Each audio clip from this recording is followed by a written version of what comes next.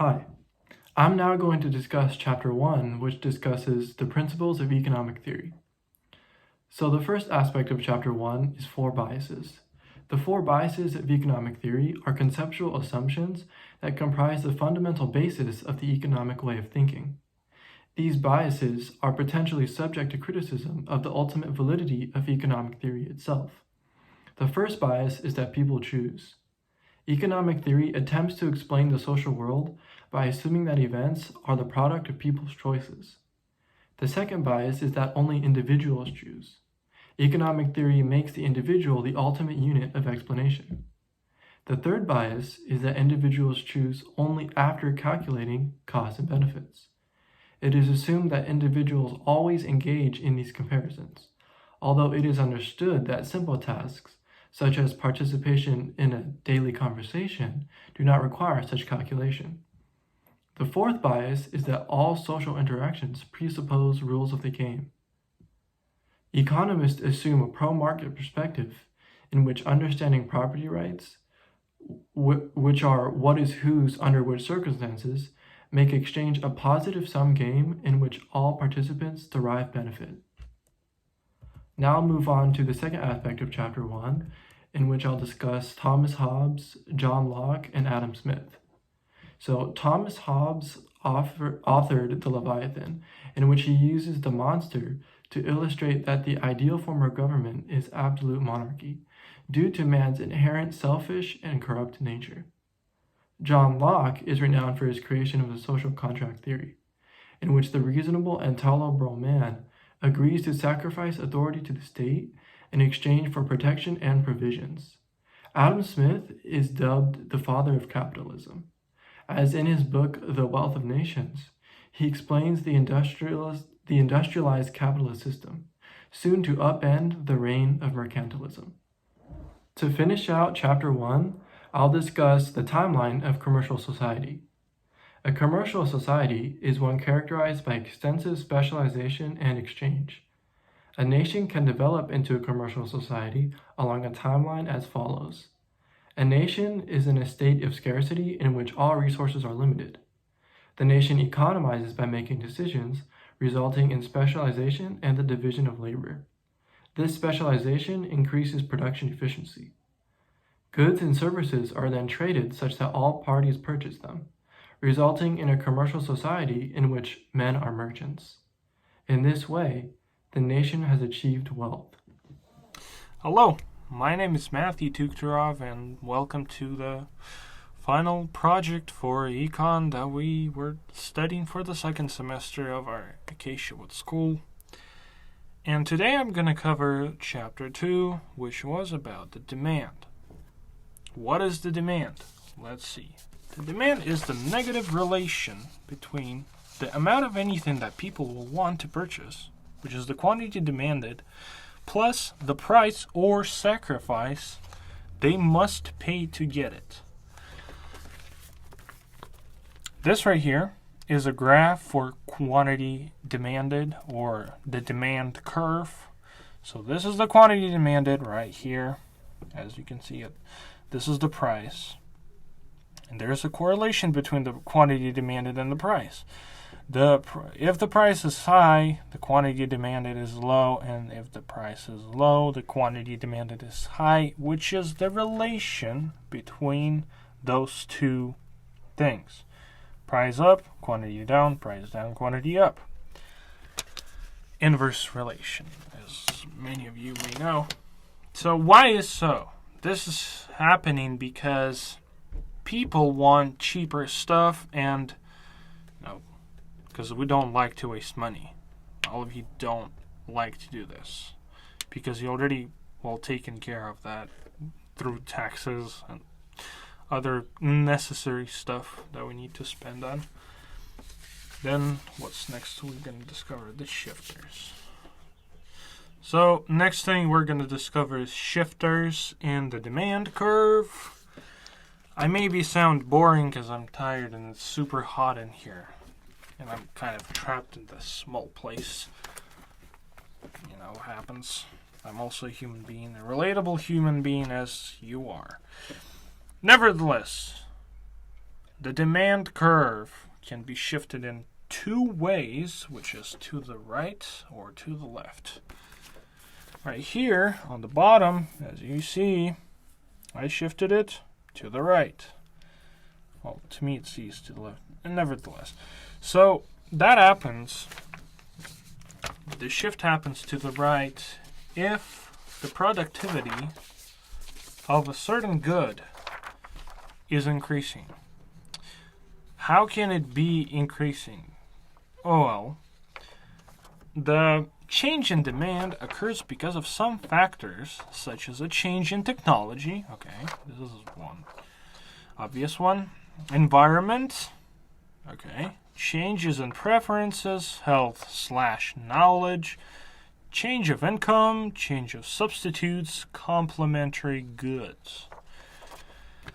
Okay, all of those factors can contribute to the shift of the demand curve, either to the left, which is shrinking, or to the right, which is expanding. For example, if there's going to be a change in technology and you can make a certain good in a bigger amount without spending a lot of money on it more, you will create more stuff for the same price, which you can see in this graph again.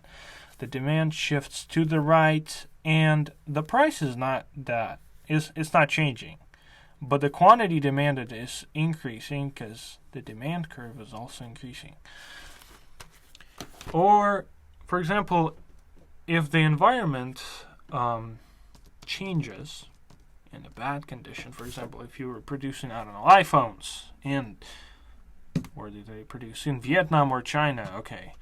And there was a certain cataclysm, earthquake, tsunami, or flood, anything, and that flooded the factory of producing the iPhones. They will not produce that many iPhones, so the demand curve will go to the left. Unfortunately, I don't have the picture of the graph going to the left, but I think you will understand what I'm talking about. Next thing we're going to discover. Right now we're going to talk about elasticity in demand curve, which is amount by which people higher or lower purchases or quantity demanded when price changes. This right here is a formula for the elasticity. So this is the percentage change in quantity demanded over the percentage change in price equals to the elasticity of demand. There are two kinds of demand curve. Either it is elastic, which is small change in price results in a large change in quantity demanded. This is the right here. As you may see, the price change is not that big, but the change in quantity demanded is quite big. This is called elastic demand. And there is an elastic demand, which is high change in price results in a small change in quantity demanded. This is the graph right here. You see the price change is relatively big and the price and quantity demanded is not as big, as you may see. This is called inelastic demand. The last thing we're going to discover today in chapter 2 is substitute, or need versus want. Want is also described as demand. So let me ask you a question. Do you think that there is a word in economy as need? I hope you got it right, which is no. There's no such word in economy as need. There is nothing you need without a substitute. For example, you need a car to commute in your city. Let's pretend that we live in Boston. Everything is like nearby, not in Anaheim, where everything is spread apart, and you're not going to walk on the streets, right? Because you're in California. You better drive. So, and you think that you need a car, but then when you think, okay, I need a car, there's no substitute for a car, well, you may be wrong, because there is a substitute for a car, such as a motorcycle, a bicycle, a skateboard, your legs, all kind of electronic devices, a Segway, and, all those transporting vehicles, I don't know, public transportation, metro, helicopter. It's also a substitute, why not? I mean, if you're rich enough, why don't you just travel by helicopter? All of those are substitutes. And I think you know it, but when you say that there are no substitute for a certain good, you are wrong, because there are always substitutes. Start off with the law of supply. Supply is the amount of a given good or service that producers are willing and able to create in an open market.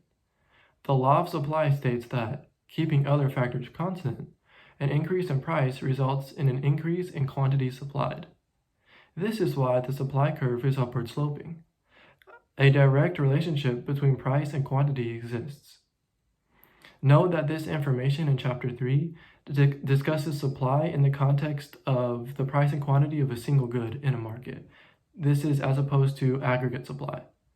So this graph right here accompanies the information from the law of supply section.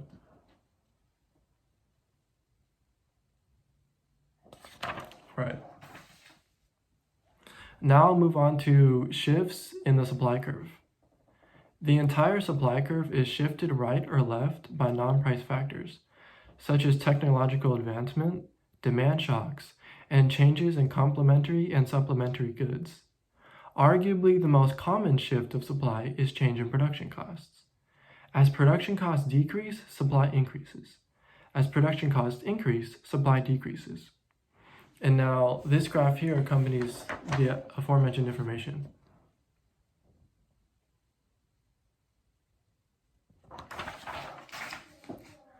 Now I'll move on to elasticity of supply. Supply elasticity measures the responsiveness of the quantity supplied of a good to a change in its price. The formula for supply elasticity is percent change in quantity over percent change in price. Elastic supply occurs when supply elasticity is greater than 1, in the case that quantity supplied is significantly influenced by price change. Inelastic supply occurs when supply elasticity is less than 1, and is illustrated by a steep supply curve, in the case that quantity supplied is narrowly influenced by price change.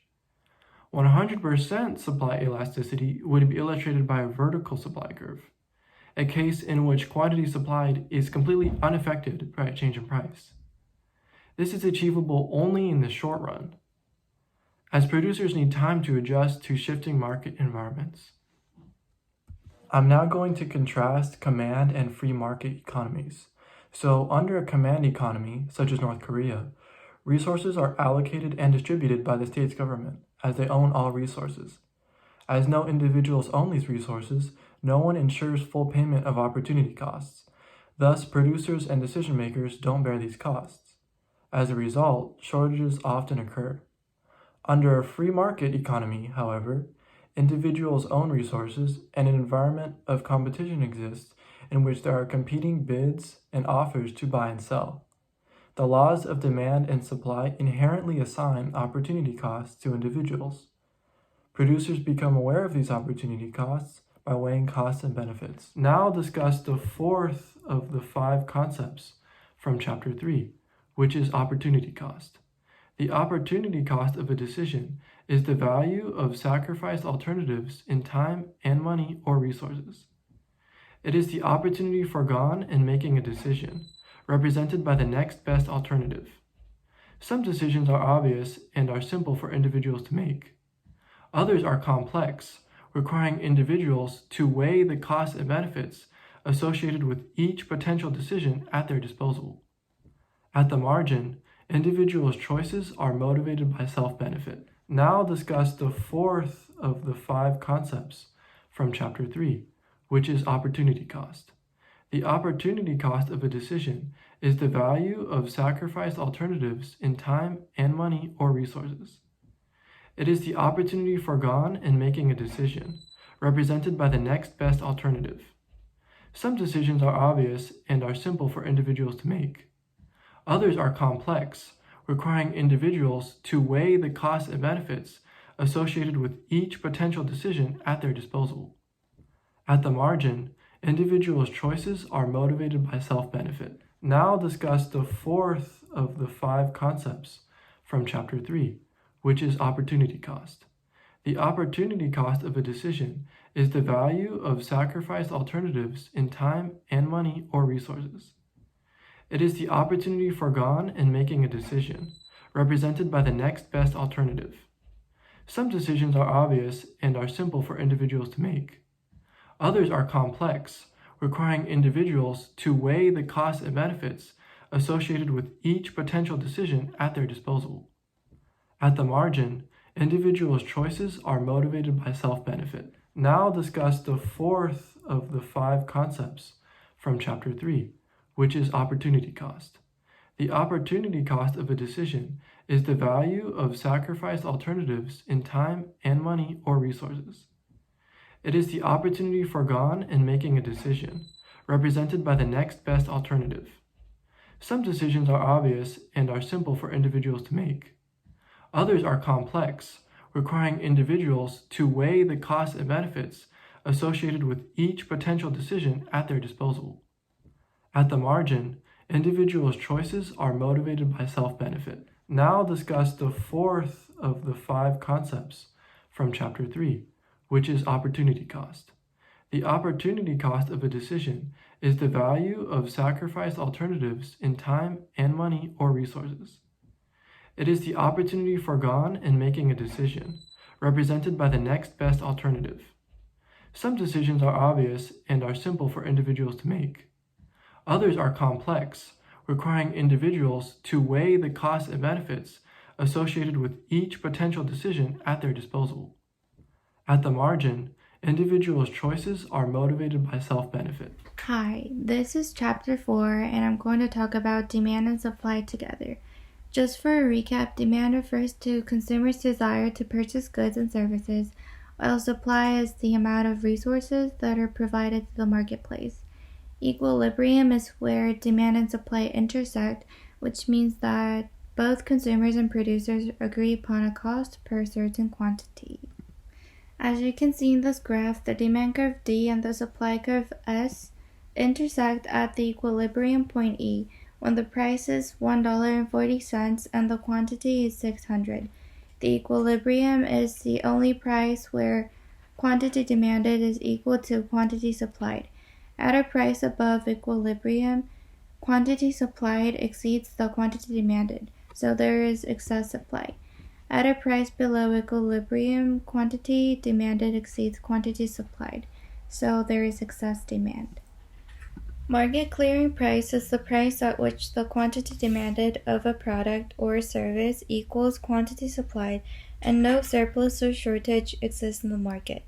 It is a price that corresponds to the point of intersection of the demand curve and the supply curve.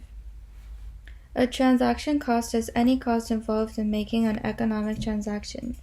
It involves paying a margin to an intermediary, searching costs such as looking for the dealer with the best commission rate when purchasing foreign exchange, and the contract costs such as signing a contract to specify what the parties need to stick to. Let's move on to a comparison between money and barter.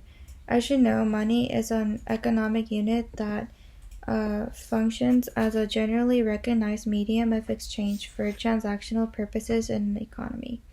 It provides the service of reducing transaction cost. A barter economy is a cashless economic system in which services and goods are traded at negotiated rates. In a simple economy with very few goods, people can barter. But when the economy grows, it becomes ineffective. Many will feel unfair since they might think that one good is worth more than the other.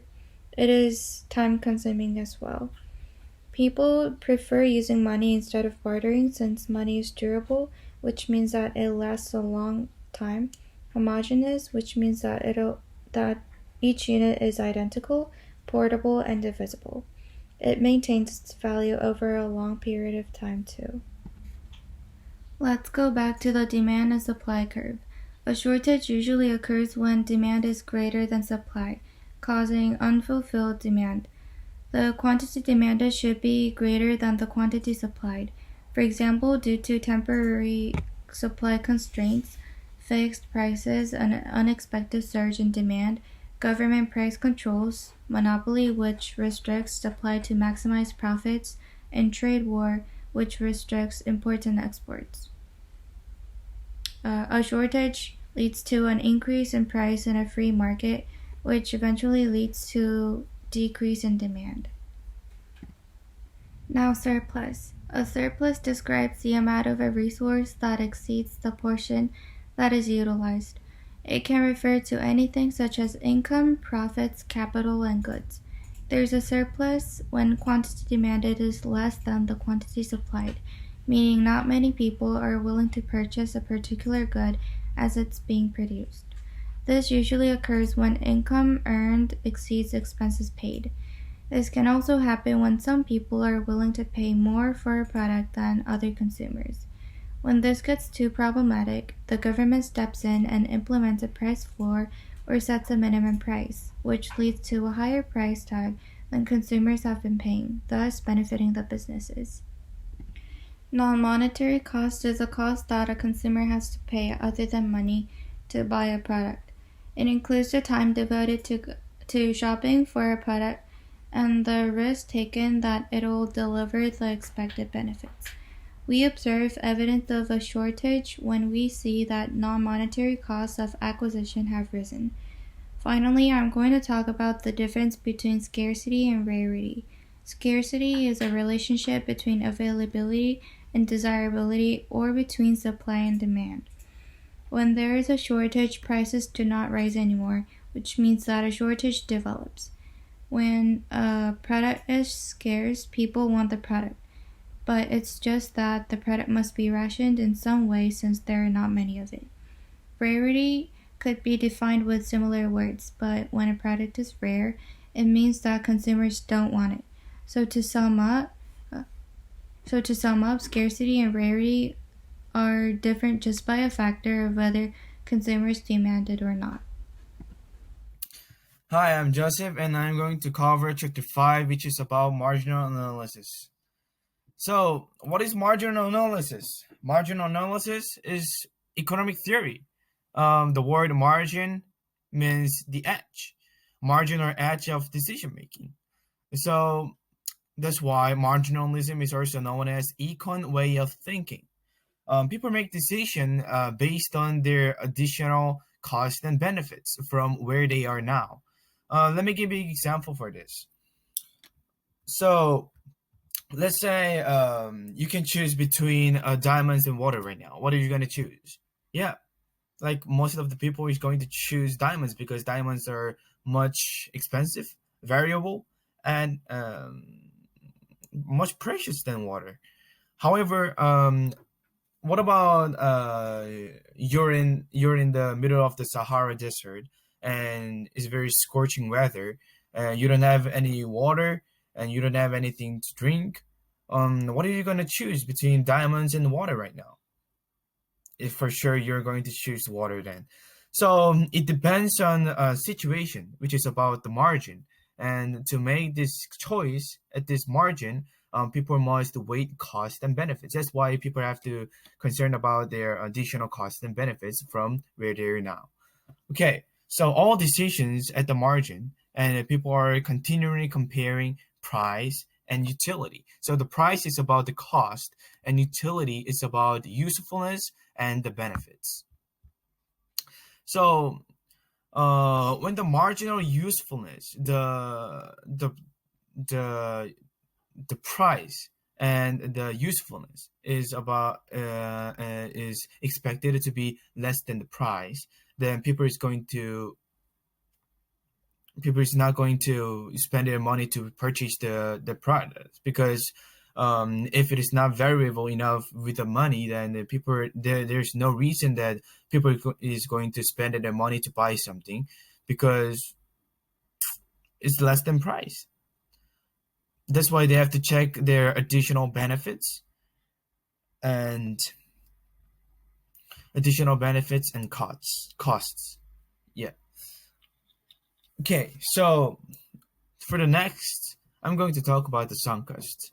A sunk cost is a cost that has already been paid for and it cannot be recovered in any way.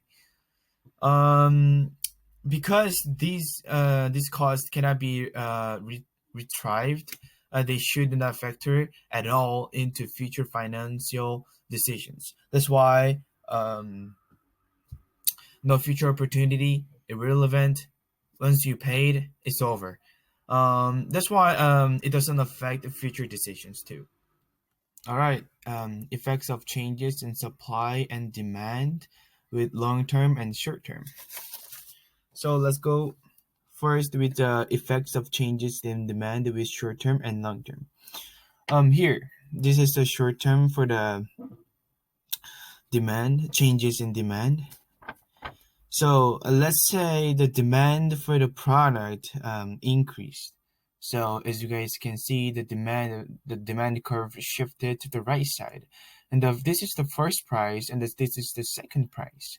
So it's very obvious that the price of the product increased, and since the demand increased, more people want to purchase the product. Therefore, as the long term, the supply is going to increase. That's why the supply graph shifted to the right side. So what if the demand decreased then?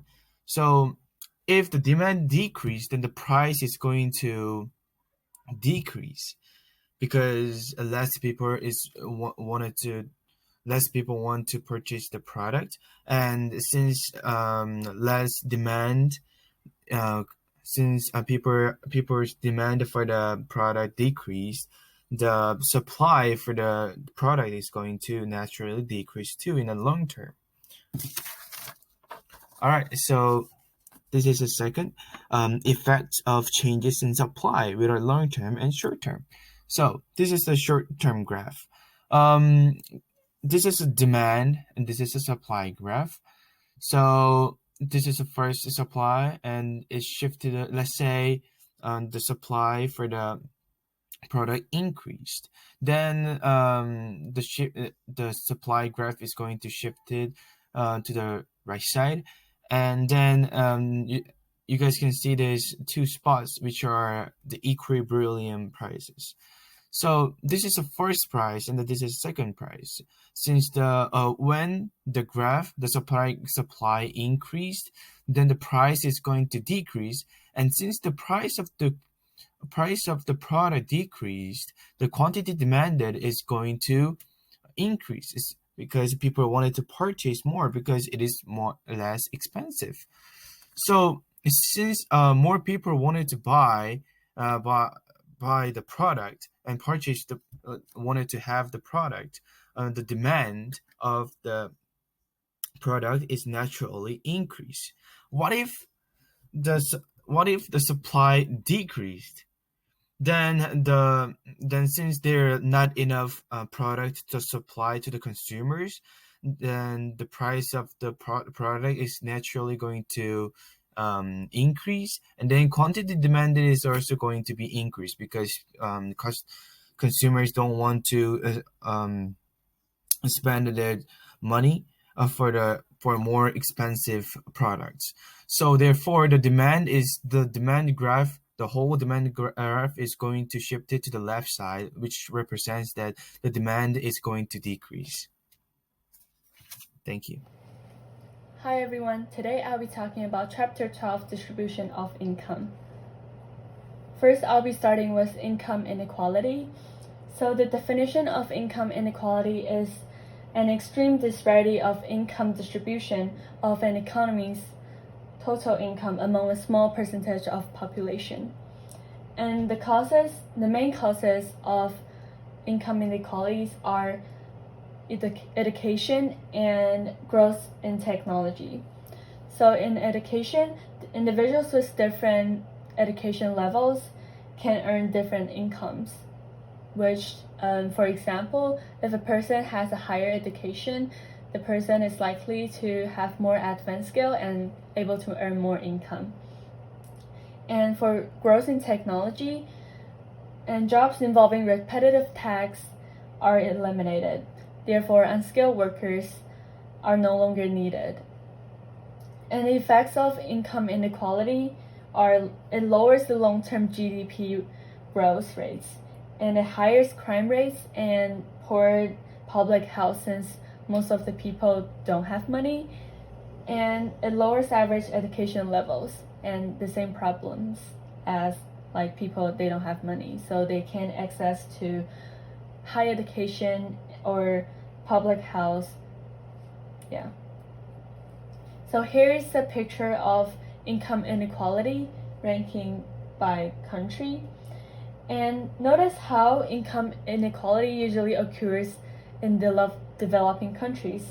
So from the top 3 most unequal countries, South Africa, Namibia, and Botswana.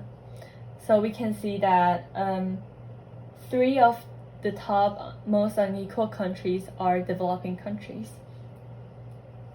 Next, income distribution. So the definition of income distribution is the equality with which income is dealt out among members of a society. And it can be measured by first Lorentz curve and second Gini coefficient. So here's a picture of the Lorentz curve.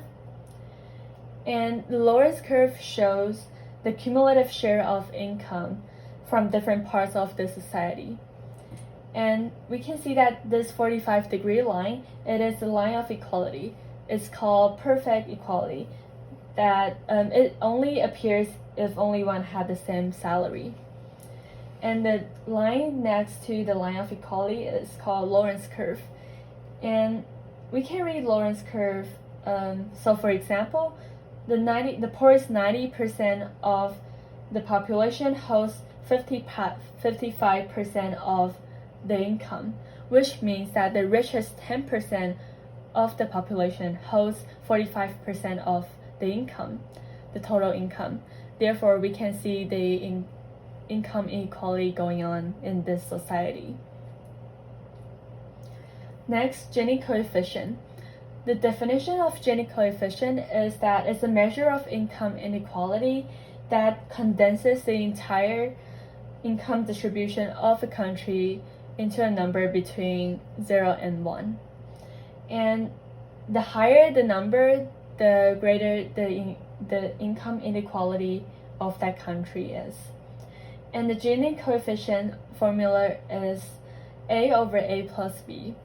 So the A here means the area below the line of equality, and the B means the area below the Lorentz curve, which can be shown from this diagram. And next, I'll be talking about property rights. So the definition of property rights is theoretical socially enforced construct for determining how a resource or economic goods is used and owned. And here are the 3 rights: and actual rights, legal rights, and moral rights. And actual rights means people's right of governing their expectations and how they will behave. And legal rights means the rights that are granted by the authority. And lastly, moral rights means that the rights that people believe they ought to enjoy. So next, rates of time preference. The definition of rates of time preference is the current relative valuation placed on receiving a good at an earlier date compared to a later date. So if you say that a person has a high time preference, that means that the person focuses substantially on the well-being in the present, and they want to satisfy their desire immediately. So for example, you saw a nice handbag at a store and you want it immediately. Oppositely, if you say that a person has a low time preference, it means that the person places more emphasis on the well-being in the future compared to the well-being in the present. For example, instead of buying the nice handbag, you save the money for your retirement money. So next is factors of production. The definition of factors of production is the inputs or resources that are used in the production process to produce outputs. So there are 4 factors of production. First, land is the physical and the natural resources. And remember that land is always limited. And labor is all the people that are available to transform resources into goods or services. And for labor, it's more flexible because different people can do different things. And the third one is capital, and it's easy. It's basically money and equipment. And the last one, entrepreneurship, is the idea or motivation for creating valuable goods and services for people to purchase. Next, human capital. The definition of human capital is the economic value of the abilities and qualities of labor that influence productivity. And human capitals can be in the forms of knowledge, talent, skill, abilities, experiences, intelligence, training, etc. that the things that employers value in their employees. And it represents a form of wealth which can be directed to accomplish the goals of a nation or a company. And the examples are, so if an employer hires a highly skilled employee, that means that the employer gained a significant competitive advantage through human capital because skill is a form of human capital.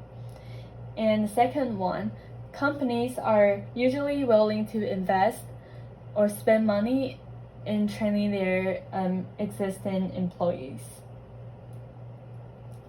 Lastly, wealth and income. The definition of wealth is that wealth measures the value of all the assets of worth owned by a person, community, a country, or a company. Yeah, so wealth is a stock variable, and it usually applies only to economic goods, and it can be measured in terms of either real goods or money. And income means the money that an individual or business earn over a period of time, and it's a flow variable. The difference between wealth and income is that wealth measures the accumulation of valuable economic resources as in a given point in time, which income is the amount of money that is obtained over a period of time. And thank you for listening.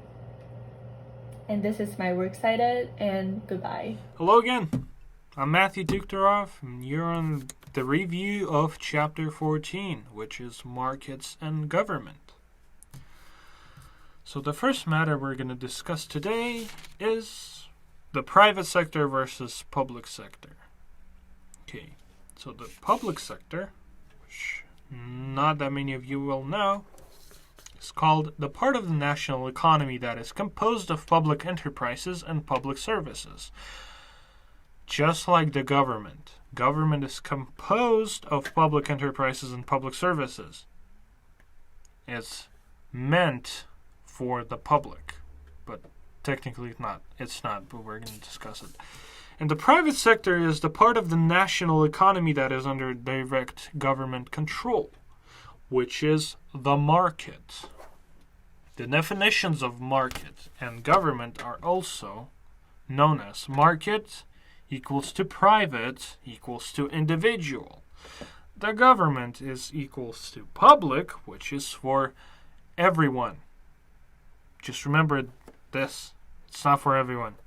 We're going to talk about that. So, the next thing we're going to talk about is the public good. The public good. A lot of people think that the government of any country but in this case of the U.S., is working for public good. It's a pretty basic idea that everyone should know, and this is wrong because the government is not working for the people. Why so?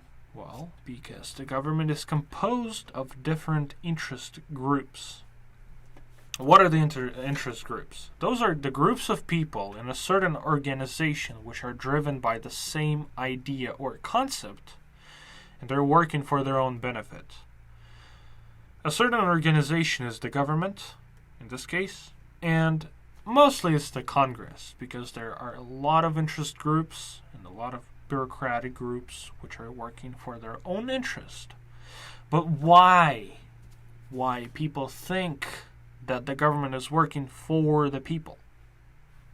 Well, because sometimes the interest of an interest group may, be the same as for the benefit of the people.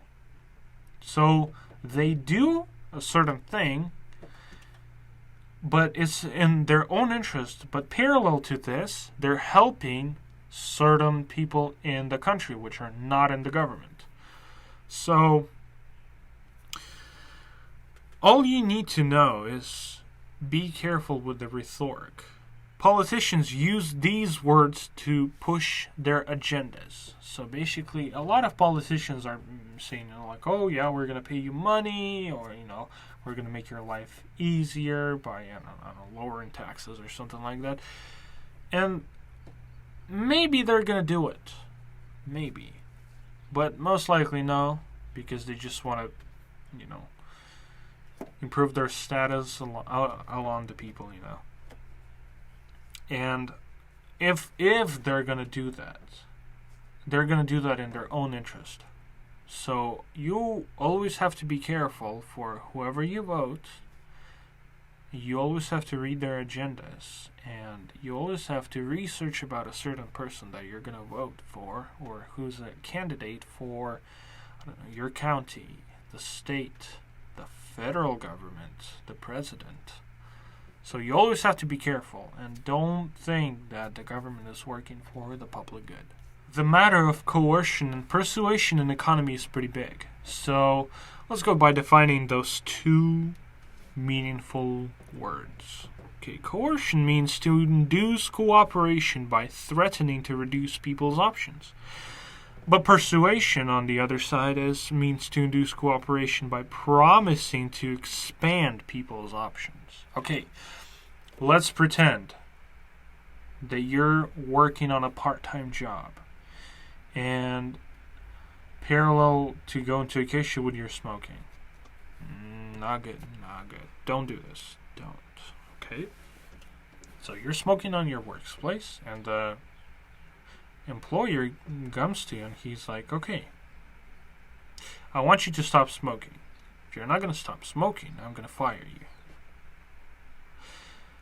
So you start, working on yourself, you stop smoking, all those bad habits, and you're not doing it during the work time on your workplace.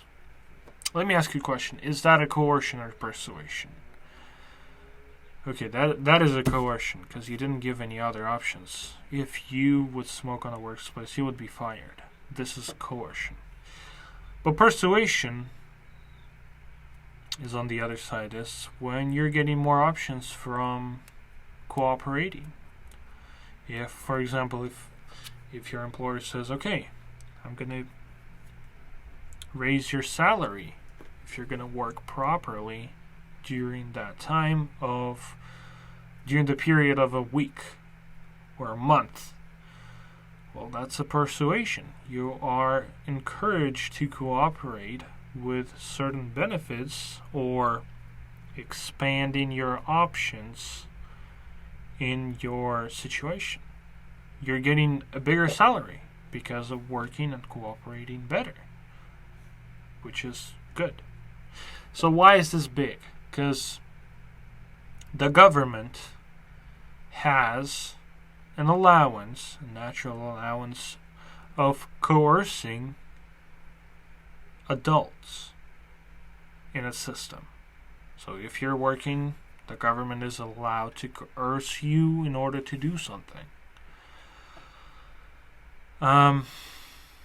Why do you need to coerce people if we can work on the voluntary service? Well, because most of the people are not going to agree with you and they're not going to do anything.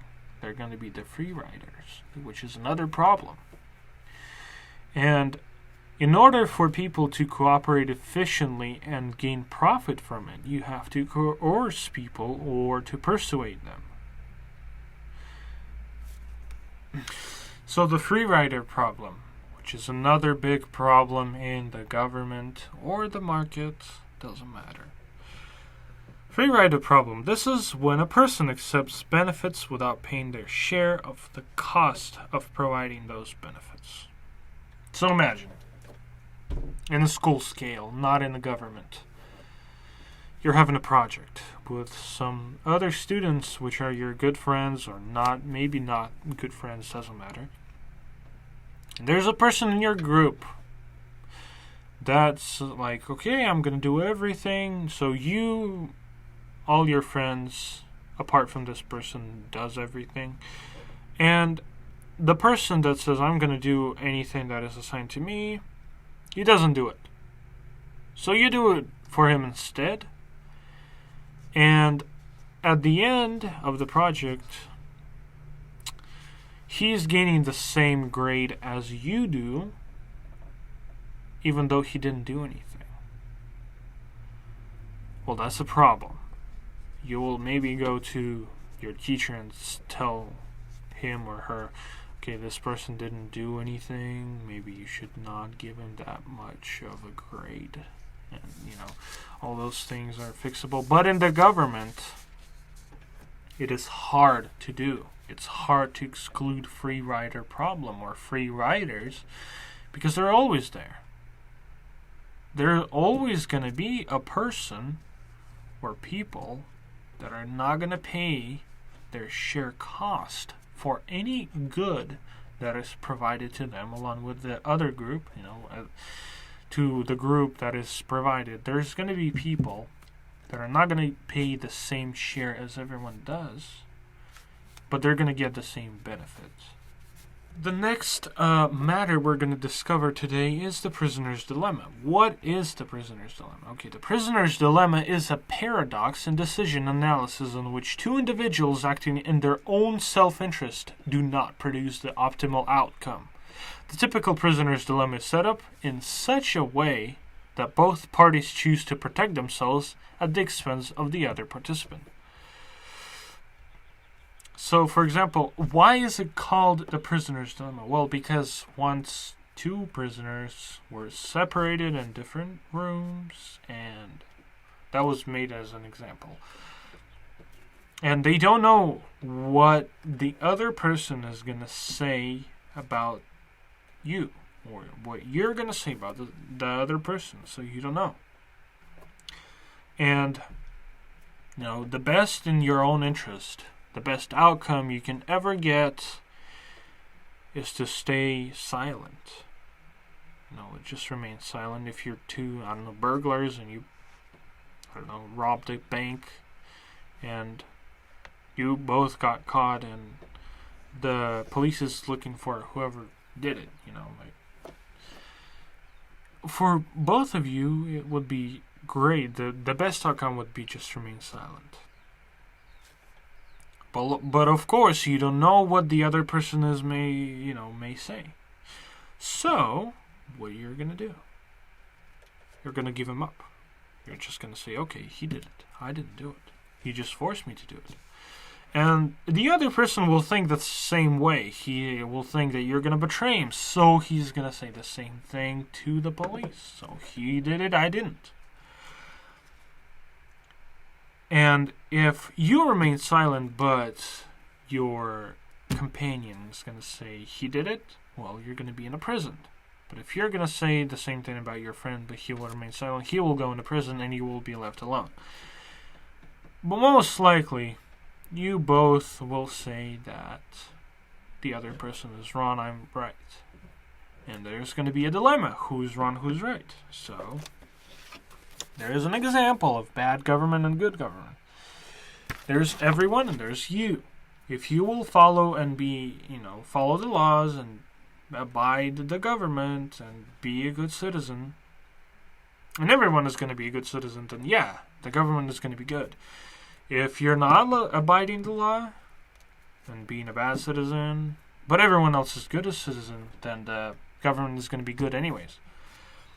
But there are going to be some consequences. Anyways, if everyone is not being a good person, and only you are being a good person, then the government is going to be bad. Because you are alone, doing a good job, and everyone else is not.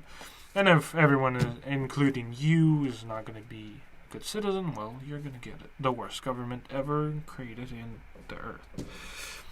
Result: if individual bases their decisions on what others are doing, or everybody else, we will always get a bad government. Because we base our decisions on whatever the majority is doing. Okay, the last thing I'm going to discuss today, I'm not going to hold you for long on this one, so bear with me a little bit. I know I'm being long. Okay, this is the positive externalities. Those are the benefits that decision makers do not take into account when making their decisions. For example, you're being a student, you're being a good student, you're studying every day, you're studying hard. You don't smoke, you don't drink, you don't hang out with the friends on some doubtful events. I'm not going to talk about those. But anyways, you're just being a good student.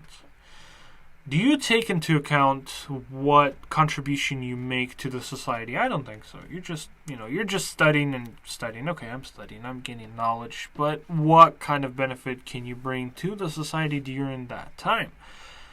Well, maybe you're just being one less problem to the police. They don't have to hold you in the police department during, when you're drinking and you're driving late at night.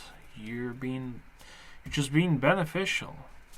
You don't disturb your school. You're not being a disturbance to your family. You're just having the benefit from being a good person overall. But then, when you study in the university and you graduate and you start working, I don't think you really think about being a beneficial person to the society when you work. I think you're just working because you want to gain money. That's mostly the motivation for a lot of people in this world. So you don't think about the benefits for the society, but you do make them. For example, you're being a mechanical engineer and you're just changing oil every day, for the cars or for the motorcycles. Maybe you're just thinking about, okay, I'm gaining money from it, but you're benefiting other people. For example, this person, well, first of all, he's getting benefited because he's not going to get destroyed on this car. His car is not going to get demolished and his engine is not going to blow up. But the second thing is this person is going to drive on the highway and he's not going to,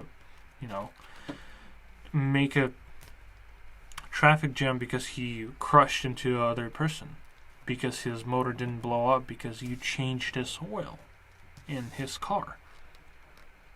And you're being beneficial even though you don't take those benefits into the account of yourself while making a certain decision. This is what positive externalities are. Inflation is the rise in the general or the average price level of all the goods and services produced in an economy.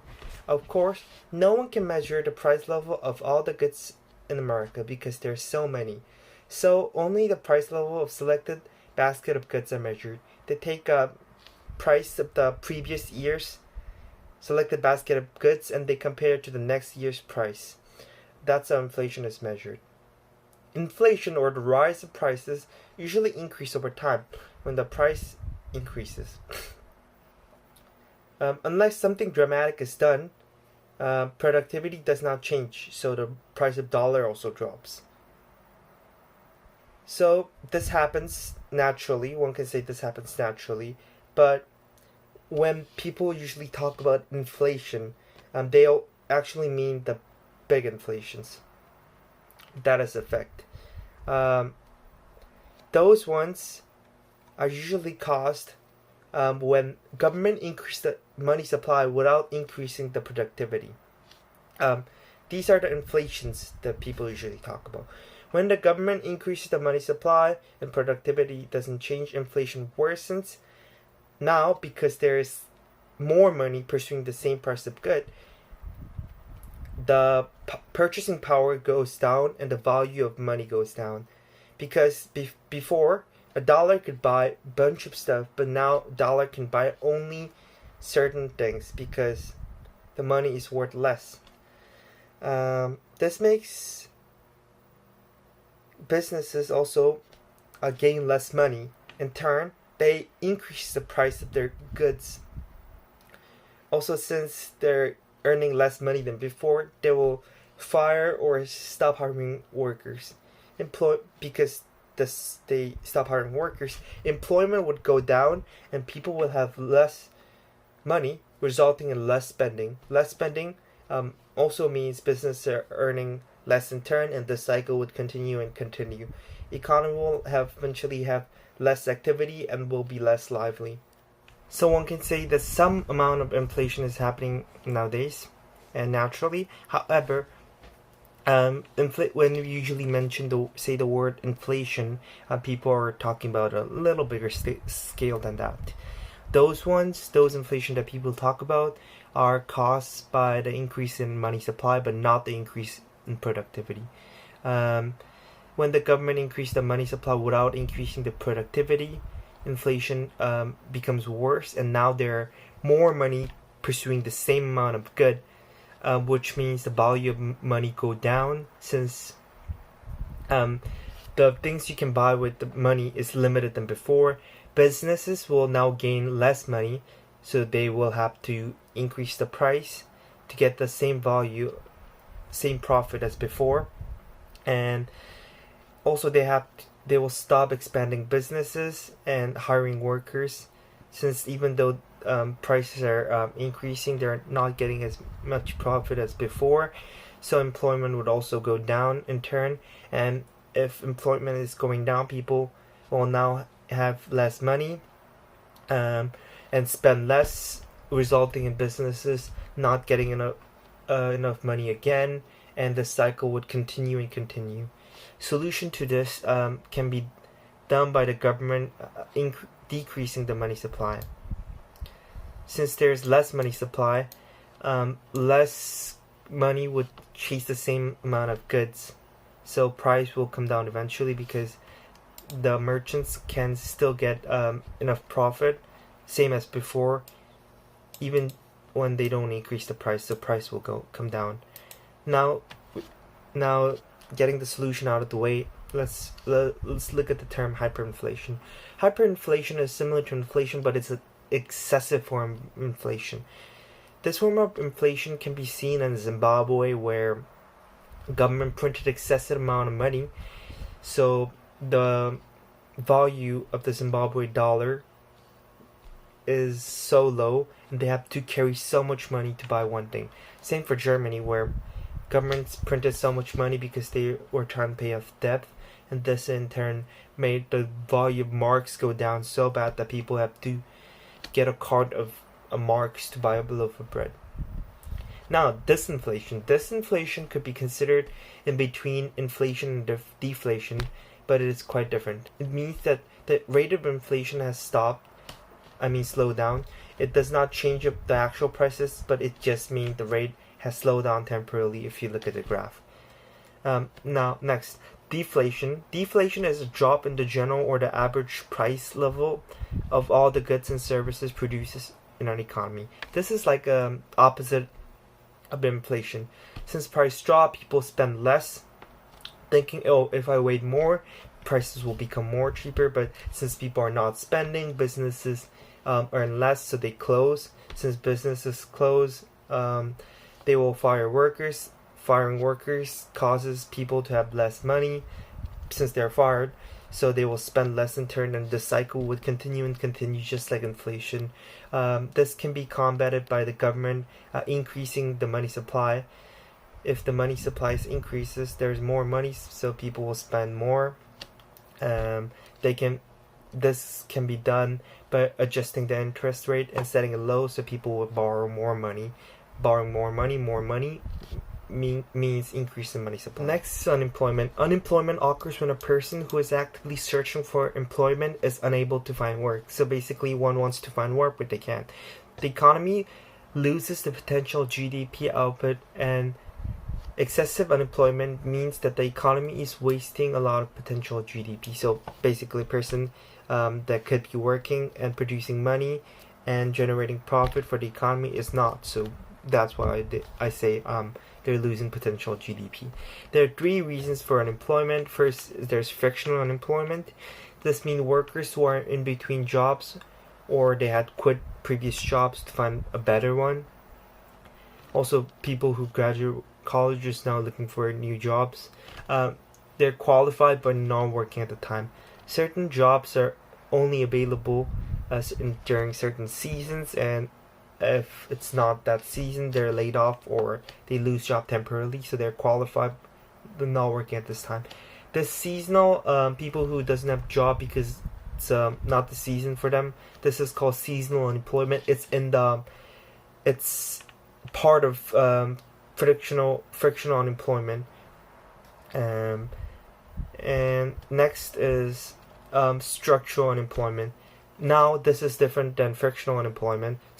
People who goes through structural unemployment doesn't have a job because they does not have the necessary skills, or their skills are outdated. So they will usually not get their job back. One reason for this is advancement of technology. This is when because technologies develop, certain people's not needed in order to do certain work.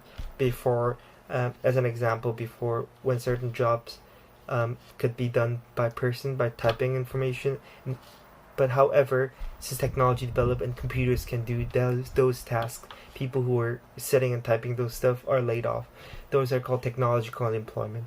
Third are cyclical unemployment. This unemployment happens when the economy is contracting and industries firing workers to save money. Good example is deflation or inflation. Now the economy is not doing well, so the business do not need as much workers as before, and as a result they're fired. Good thing about this is, just like somewhat like frictional unemployment, they will get their job back when the economy gets better. There are a few ways government can combat unemployment. First, the government can lower the interest rate, which would cause people to borrow more money, increasing the spending. Businesses will become more lively, and then since there's more spending, they need more workers, they'll hire more workers. This is what the government is expecting when they adjust the interest rate. Second way of combating unemployment is the government can cut spending, and then spend their money on creating more jobs, which would in turn give citizens more job. And since they have more jobs, they have more money. This can also increase spending, causing industry to hire more people. Stagflation is the worst thing that can happen where the economy is not producing much output, but the price still rising. This can be caused when raw materials are hard to find or become rare. If the government boosts the money supply in this situation, inflation will happen. Why? Because, as I told you, raw materials are hard to find, which means even if they want to produce more, they can't. So productivity is going to be low, and in this situation, if the government pump more money, there's no productivity and just increasing money supply, which causes inflation, as you know. Chapter 16. Aggregate demand and supply and their determinatives. Aggregate demand shows the total demand of final goods and services over a range of price levels at a particular point in time. There are 4 determinatives that can change and shift an aggregate demand curve. 1. A change in consumer spending can happen when the consumer has an expectation. If they are optimistic of the future economic conditions, they are most likely to spend more freely. The end result of this is an increase in AD, meaning more goods and services are demanded at all price points. 2. Change in investment spending. If there is a reduction of investment spending, the AD will decrease. 3. Change in government spending. If there is an increase of government spending, such as in fixing the road, the AD will increase. 4. The change in the net export spending. If there is an increase in export spending, the AD will increase. Aggregate supply shows the total production of final goods and services at a range of price levels at a particular point in time. There are 5 determinatives that can change and shift an aggregate supply curve. 1. Changes in input price or expectation, such as oil prices increasing 15%. This will affect the AS and shift it to the left, decreasing, and people will prepare for higher costs. 2. Change in productivity, such as work productivity, increasing because of advances in technology. This means this will create more output than what they put in the input. This will reduce in the increase in AS. 3. Change in legal institutional environment. The increase in taxes will decrease the AS. 4. Changes in the supply of labor. A decrease in supply of labor because of sickness will decrease the AS. 5. Changes in capital. An increase in capital will also increase the AS within the country in a specific year. GDP, what is shown and doesn't show. GDP, gross domestic product, is the total value of all final goods and services that are legally produced within the country in a specific year. Final goods and services, such as cars and houses, do not include the intermediate goods that make these things because they are included in the price of cars and houses. Real GDP measures the actual quality of goods and services a nation produces by removing the effects of inflation from the nominal GDP value. This helps measure the country's actual balance and activity in the economy compared to other years by removing the effect of inflation. Per capita gross domestic product is when you divide the value of the country's GDP by its population, such as in a population of 20,000 having a GDP of 500 million, the per capita GDP is 25,000 per citizen. What is not shown in the GDP is the society overall's well-being, because GDP or real GDP does not show how a nation's total income is distributed among the citizens. It also does not show the production of consummation of goods and services impact the environment. They also do not include the value of non-market activities, such as housework people do on their homes or when mechanics repair their own cars. They also don't reflect the satisfaction people receive for their leisure activities such as hiking. This cycle is when the only thing that is constant about the economy is change, fluctuation in a nation's economic growth. There are 4 stages. 1 is the expansion of the economic output and employment both increasing. Companies hire more workers to produce the additional goods and services that consumers and businesses demand. Then it's its peak, when the output and employment have reached a temporary maximum. The economic is at the top of the business cycle. Then a contraction. This is when there is a fall in the demand for their products. They will lay off some workers and reduce production. If it becomes severe, it can slip into a recession, and the nation's output will plummet. At the last stage is a drought, when the economic reaches its lowest level. But then a period of expansion and recovery begins, and the business cycle continues to revolve. Historic example of the Great Depression. The Great Depression was a decade of very weak economic activity. the U.S. unemployment shot up to 25%, and the nation's output plummeted. Many companies went out of business. This happened because of the stage of the business cycle. After the expansion and its peak, they reached a contraction, then the trough, the lowest level in the economy, which the Great Depression was, but it did not last forever, and after many years of recovery, they experienced expansion once again. Demand side versus supply. How should the government help? Keynes believed the government should step in to change interest rates and money supply and give money to industries that are falling in order to help the economy. Spending would always get the economy going. Hayek believed the government interest in any form would delay the invisible hand of the self-equilibrium market. Saving would always help to spend. The market should always be left alone, no government intervention. Money is defined as something that is widely accepted as payment. Anything that can be used to buy goods and services is defined as money. There are three purposes to money. First is medium of exchange. Second is as a store of value. Third is as a unit of account. Firstly, medium of exchange. Medium of exchange means a medium of exchange to facilitate transaction. In plain English, it means way of making transaction, means of making transaction. Secondly, store of value. Money must be able to retain its value over time and is able to be stored. Third, unit of account. It acts as a measure of value of goods. That's its third purpose. Next, money supply. Money supply is defined as something how much money is in circulation or accessible to public so they can invest or spend it. Value of money and what is money differ by people. The value of money, people think of value of money differently. And there can be judgment calls.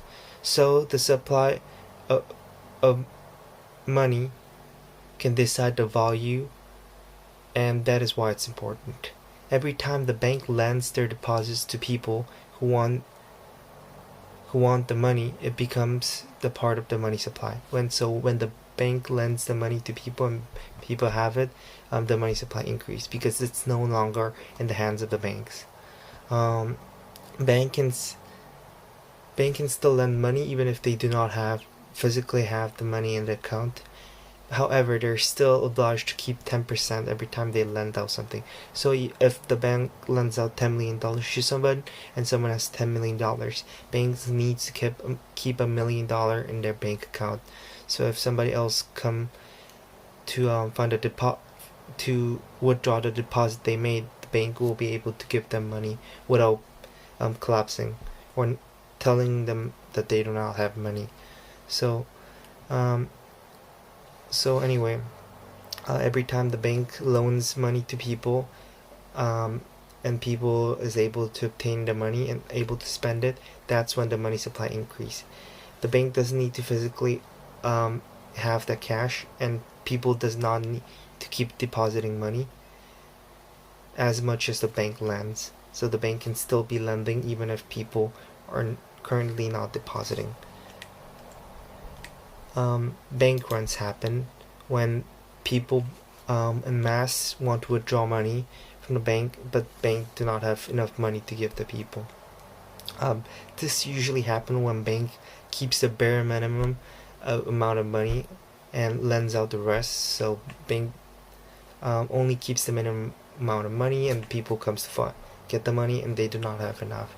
Then when this happens, the bank collapses and they go bankrupt, if you get the pun.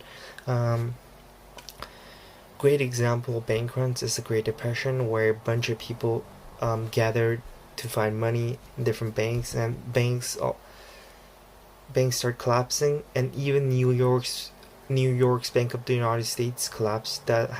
They still had $200 million in the deposit, and even they collapsed. So it was a serious thing. FDIC FDIC is an acronym for Federal Deposit Insurance Corporation. It's an agency, government agency that protects customer from bank runs. Previously, when customers go and try to look for their money and banks don't have it, banks collapse and that was it, and people go into panic. But to prevent this, the FDIC was, or Federal Deposit Insurance Corporation, is established. Their job is to insure customers. Any banks that with the FDIC insurance will, if the banks is enrolled in the FDIC insurance, whenever the banks go bankrupt and bank runs happen, the FDIC will automatically compensate customers or people who deposited money in the bank.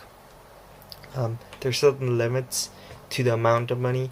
However, I believe that's $200,000, up to $200,000 per single account, and this insuring customers would prevent bank runs. So even if banks collapses, people won't panic because they still have the money. They automatically receive the money. So this FDIC will stop the economy from collapsing. Next, monetary policy.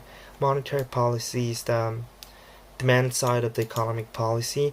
It refers to the actions, any action taken by the national bank or the Federal Reserve in America's case, to control money supply. It's any action that the Federal Reserve do to any action or policy the Federal Reserve do to control the money supply. Anything. They use Federal Reserve use tools to control the monetary policy. For the monetary policy, tool 1 is open market operations. It's where Federal Reserve buys securities from banks, which would allow banks to have cash. This is like bonds. The cash would pile up in the bank's reserve. So since banks have money in their reserve, they will be able to lend more to people, lend more freely to people. So money supply would increase directly, since the banks have cash now. So these securities seem to be working, and it quadrupled in 2014, which means money supply is increasing. Tool 2, it's reserve requirement. That's the name of the second tool. It's a minimum amount that banks need to keep in their reserve. Federal Reserve decide this. If the rate is too high, banks need to keep a lot more in the reserve, so it would discourage banks from lending. So certain banks need to borrow from other banks to fill the reserve so they can lend money. So in order for certain banks to lend money, they need to borrow money first to fill the reserve that the Fed set. When these banks want to lend money, they have to pay interest rates, and the Fed set this interest rate. This is called Fed fund rate. It's set by the Federal Reserve, and if this is high, if this is also set high, banks will not be able to borrow money from each other. So if they enact reserve requirement to be high and Fed fund rate to be high, the banks won't be able to lend it to anyone nor borrow it. So banks won't be able to lend to anybody in general. Third is discount rate. Discount rate is the interest rate that the Fed charges when banks directly borrow from them. Banks only borrow from the Fed when they cannot borrow from other banks. Banks usually borrow from other banks, but when they can't, that's the only time when they borrow from the Feds. Feds set this rate higher than the Fed funds rate, so banks usually end up borrowing from other banks because the interest rate is cheaper. That's why they do that. These tools work by the federal Fed increasing or decreasing liquidity, or the amount of money that is readily available for investment and spending. It can affect how much banks are loaning to customers and each other, so generally how much banks money they put into circulation.